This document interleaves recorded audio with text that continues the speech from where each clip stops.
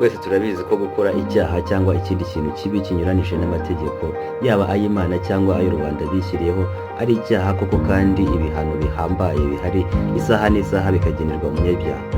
Ariko ku rundi ruhande hari abaherwe batari bake mu isi bahisemo kunyura mu kuzimu through underworld, bakora amabi atari make ngo bagere ku butunzi, inzozi za rubanda nyamwinshi kuri ino si dutuye. Iki ni ikiganiro The Top of the First, abanyabyaha amabandi 10 ya mbere acyize mu isi kurusha ayandi. Ugikurikirana kuri YouTube channel Umurwa TV, ugakora subscribe, ukajya wiyumvira uruhererekane rw'ibiganiro aho waba uherereye hose ku isi kuri device yawe. Ikinyamakuru With Gorilla ndetse na magazi y'abanyamerika yitwa The Forbes bashyize ku mugaragaro amabandi 10 atunze amadorari y'amanyamerika menshi kurusha ayandi mabi aho ava akagera. Turahera ku gihangange cy'ibandi rya 10 tumanuke tugere ku ibandi ruharwa rya mbere mu yandi ya mbere. Efrem niwe uri ku mwanya wa 10.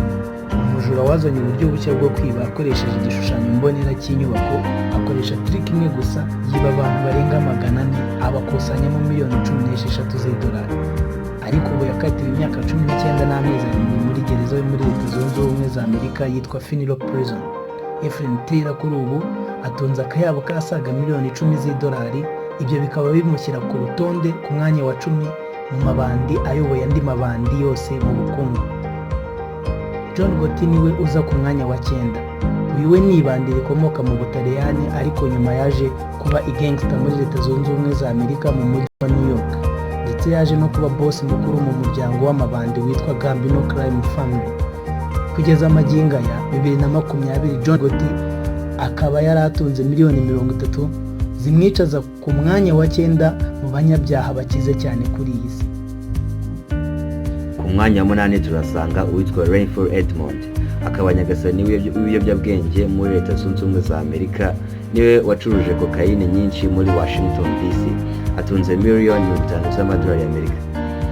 Naho ku mwanya wa 7 turahasanga igisambo cyitwa Big Mac, akaba ibandi boss mukuru wa Black Mafia Family, organization icuruza ibiyobyabwenge yatangijwe n'abavandimwe be Terry Frinori na Demetrius mu mwaka wa 1980. Ariko mu mwaka wa 2000 gusa bari baramaze gutangira gucuruza kokayine hafi Amerika yose.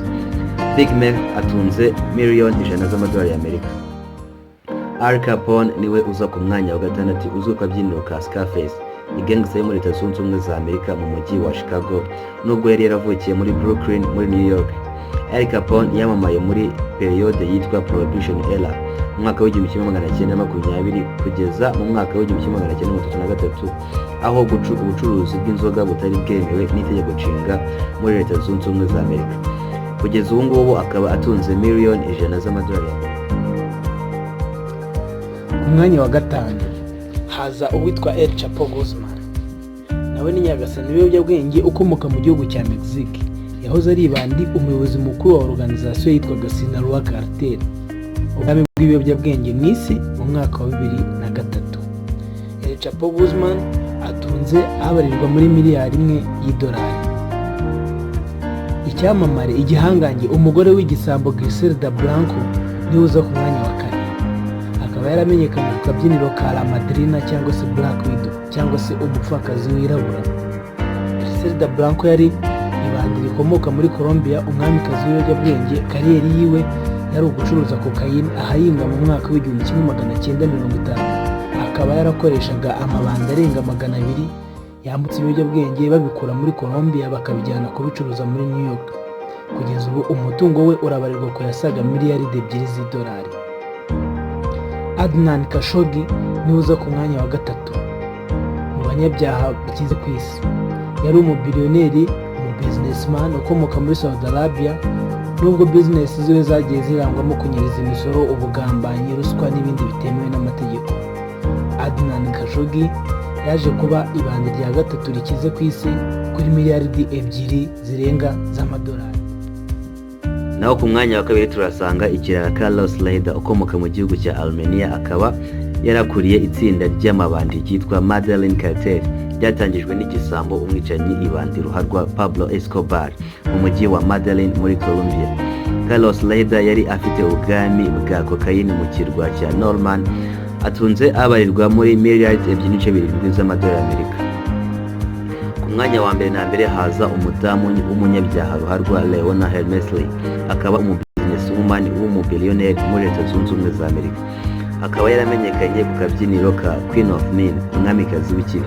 Akaba yarakurikiranyweho n'ubugenzacyaha mu mwaka w'1989 ashinzwa kunyereza imisoro n'ibindi byaha bitandukanye. Kugeza ubu ngubu 2020 Leona Helmesley atunze akayabo kasaga milliyari 8 z'amadorari y'Amerika. Baye ngushimiye wowe waruteze amatwi ikiganiro The Top of the Face cyangwa abambere mu bambere, ibyogere ibihangange abanyabigwi mu bintu bigiye bitandukanye. Kwibutsa ko ugikurikirana gusa hano kuri YouTube channel Umurwa TV. Nawe utahabwa